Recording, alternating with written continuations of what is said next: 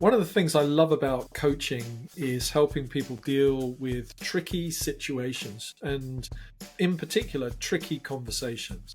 You call those difficult conversations, crucial conversations, tough conversations, whatever. There's different ways you can frame it. But where there's high emotion and high stakes.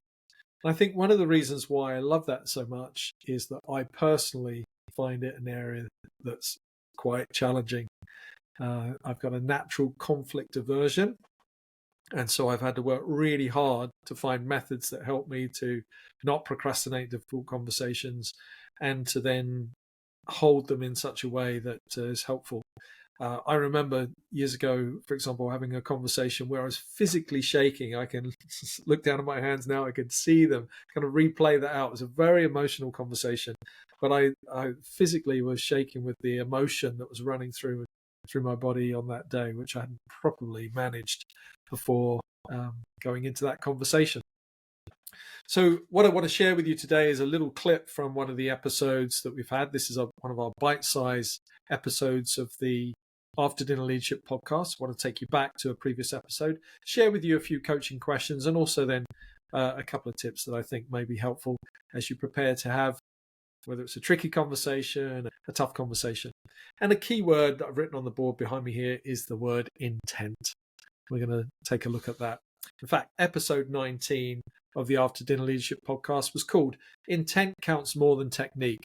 And I spoke with a leader that I admire, a guy called Chris Molnar, who's based in the States. And I'd seen him operate on a number of times. And one of the lessons that he had shared with me as a lesson which he wished he'd learned earlier was associated with learning how to have difficult conversations.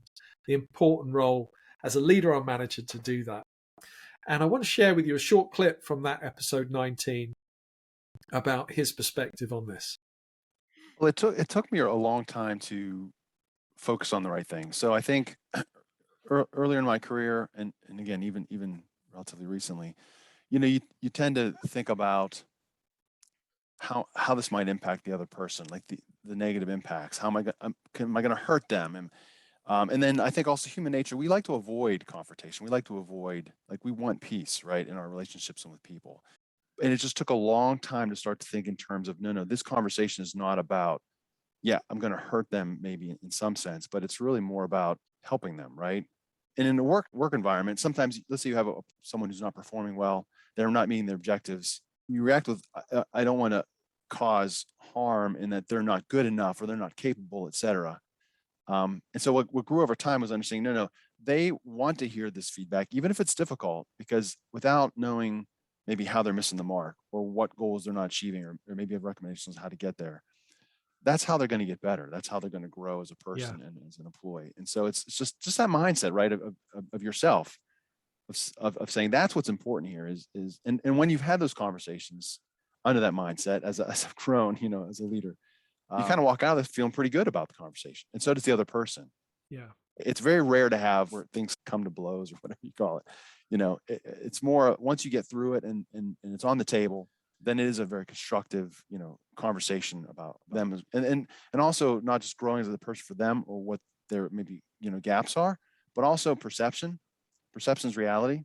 And sometimes I might go in a conversation not realizing all the details or the information or understanding it. My perception is wrong, right?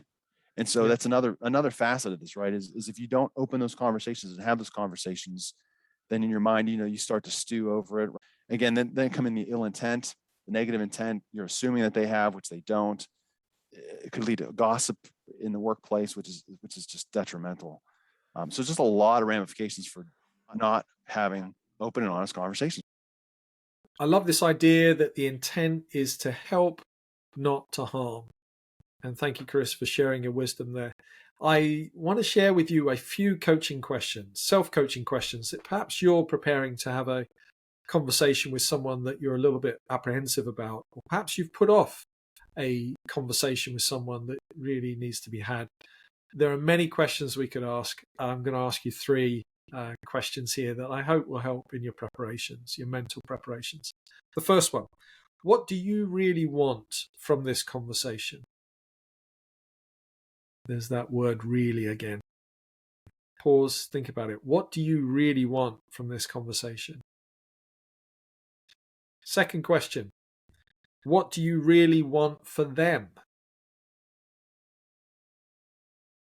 What do you really want for them? And then the third question, what could happen if you don't have this conversation? What could happen if you don't have this conversation? Play that out. In my experience, a lot of these conversations will get bigger and harder, more tough to tackle just 2 or 3 weeks down the road. So that's one implication to consider. I put it off now, but actually it's probably a harder conversation to have in the future. I'd like to wrap up with a few suggestions that could be helpful to you as you prepare for having a crucial conversation where there's high emotion and high stakes. The first one, talk it out. I find that so useful to go to a trusted friend or a coach and just speak out what I'm concerned about. Often in those conversations that I find an opportunity to realize actually there's more to this than I originally thought. Escape the echo chamber of your own thinking and get it out of your head and start thinking, get different perspectives. Usually helps a lot. The second is to then think about and then rehearse that opening line. Practice out loud, just the opening couple of lines, just so you can hear yourself, set the scene, frame the conversation, deliver the tough message, however you want to approach it. Actually practice that out loud rather than just in your head or writing it down.